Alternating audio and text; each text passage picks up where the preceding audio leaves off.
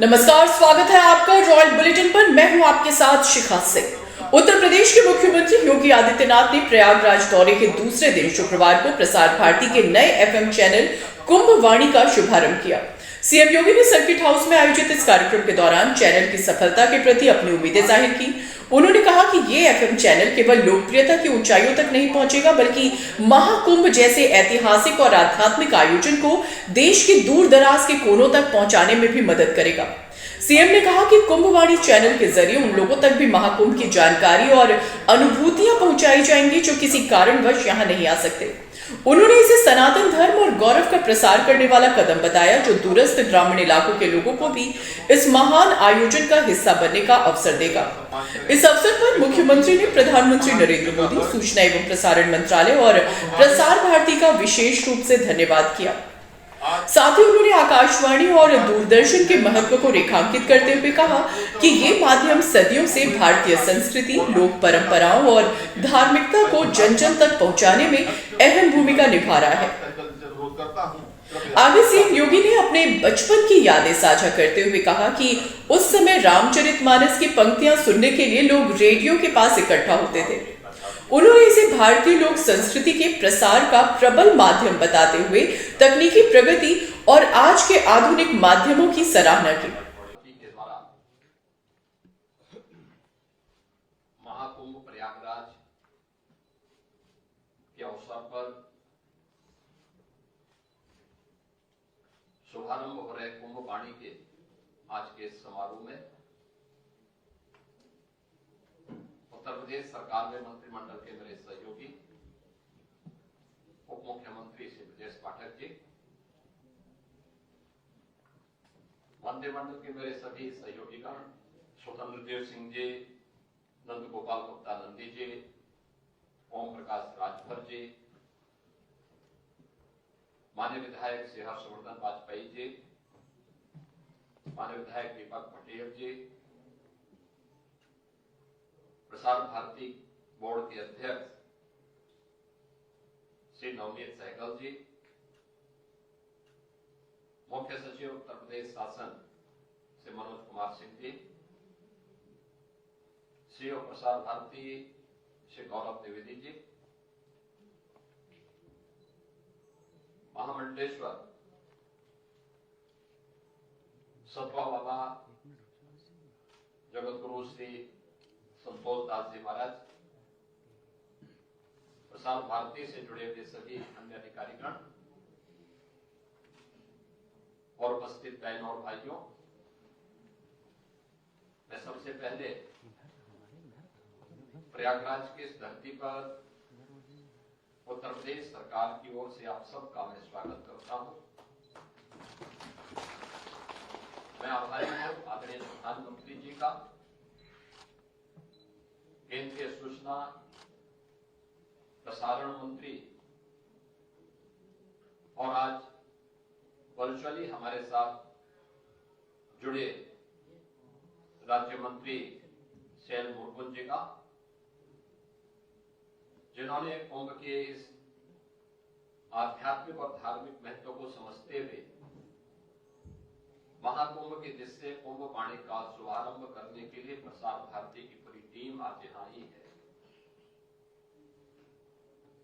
वास्तव में लोक परंपरा और लोक संस्कृति को आम जन तक पहुंचाने के लिए हमारे पास तो सबसे पहले कोई एक माध्यम था, वह था आकाशवाणी का। मुझे याद है हम लोग बचपन में आकाशवाणी के माध्यम से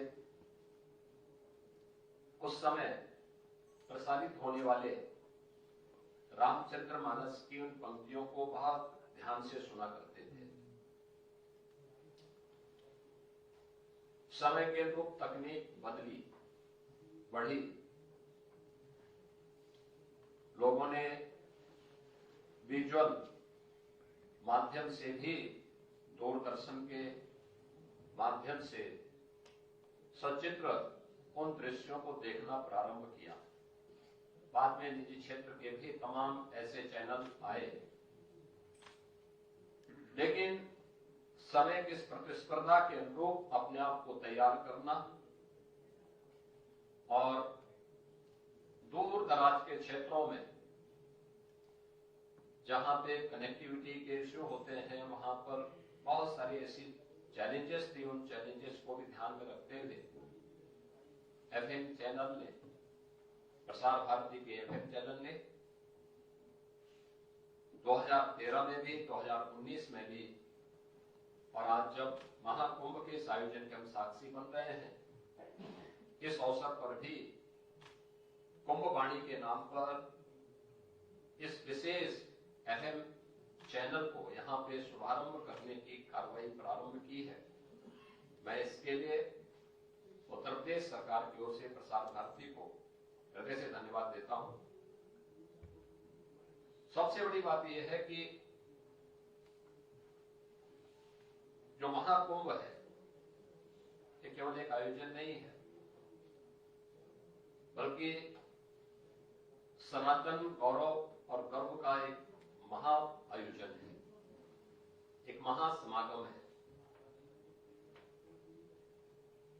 जिसको सनातन धर्म के गौरव और गरिमा को देखना हो तो वह कुंभ का दर्शन करे, कुंभ में आकर के अवलोकन करे। जो लोग एक संकीर्ण दृष्टि से सनातन धर्म को देखते हैं, यहाँ पे आपस में सांप्रदायिक मतभेद है, भेदभाव है, या छुआछूत और अस्पृश्यता के आधार पर समाज को बांटने का काम करते हैं, उन लोगों को आकर के देखना चाहिए कि यहाँ न पंथ का भेद है, न जाति का भेद है, न छुआछूत है, न कोई लिंग का भेद है। सभी पंथ और संप्रदाय एक साथ एक ही संगम पर स्नान करते हैं। सभी जातियां, न जाति का भेद है, न मत और संप्रदाय का कोई भेद है, और न ही लिंग का कोई भेद है।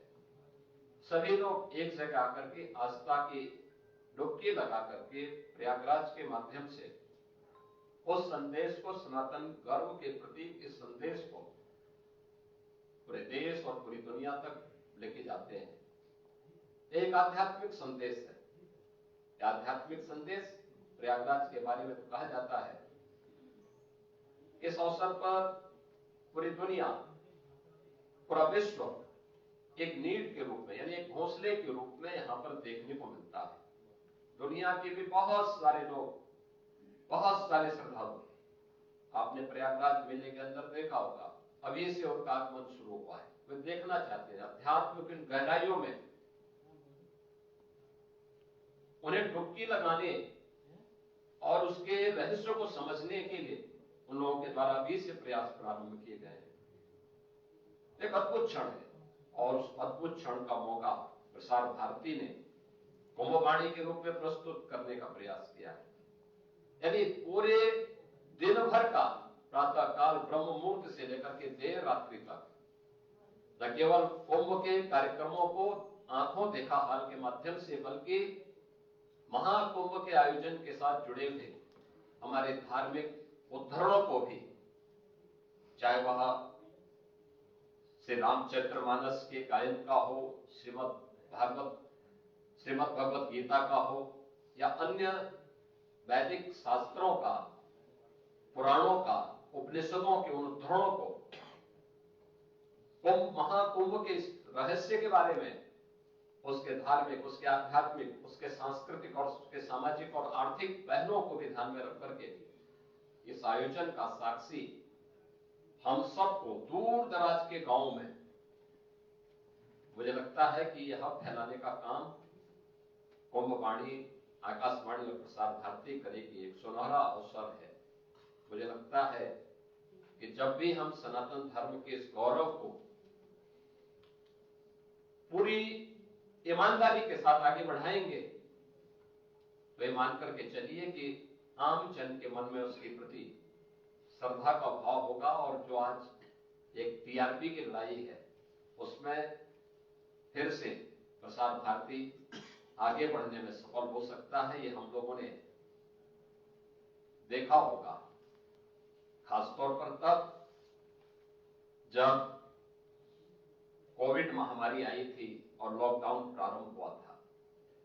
जैसे ही दूरदर्शन ने रामायण सीरियल दिखाना प्रारंभ किया, आपने देखा होगा कि कैसे दूरदर्शन के टीआरपी बढ़ी थी। और मुझे लगता है कि मुझे बचपन की याद है, मेरी उम्र 7-8 वर्ष की रही होगी, तब मैं रामचरितमानस का पाठ सुनता था आकाशवाणी में, देखता था मैं, क्योंकि तब दूरदर्शन की उस प्रकार की स्थिति नहीं थी, टेलीविजन थे भी नहीं उस समय, लेकिन तब भी हम लोग सुनते थे और अलग प्रकार के कार्यक्रमों के माध्यम से कितना लोकप्रिय होता था। हर घर में एक रेडियो जरूर होता था, हर घर में होता था। और एफएम चैनल तो आज भी युवाओं के बीच में बहुत लोकप्रिय है।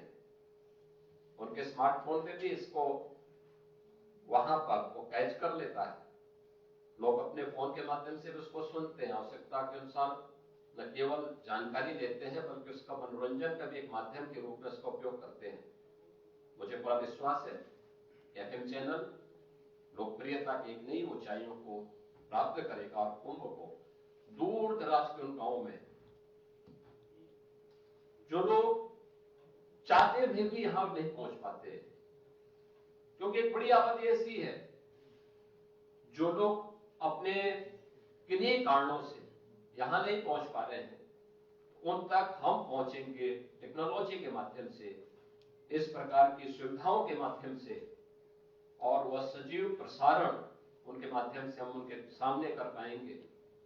तो मुझे लगता है कि उनको भी सनातन गौरव की इस महासमागम को जानने सुनने आने वाली पीढ़ी को बताने का एक अवसर प्राप्त होगा। मैं इस अवसर पर एक बार फिर से प्रसार भारती को हृदय से धन्यवाद देता हूं और उनके इस पूरे कार्यक्रम के प्रति अपनी शुभकामनाएं देता हूं। धन्यवाद। जय। दोस्तों, ऐसे ही खास खबरों के लिए जुड़े रहें रॉयल बुलेटिन के साथ। चैनल को सब्सक्राइब करें और बेल आइकन दबाना ना भूलें। धन्यवाद।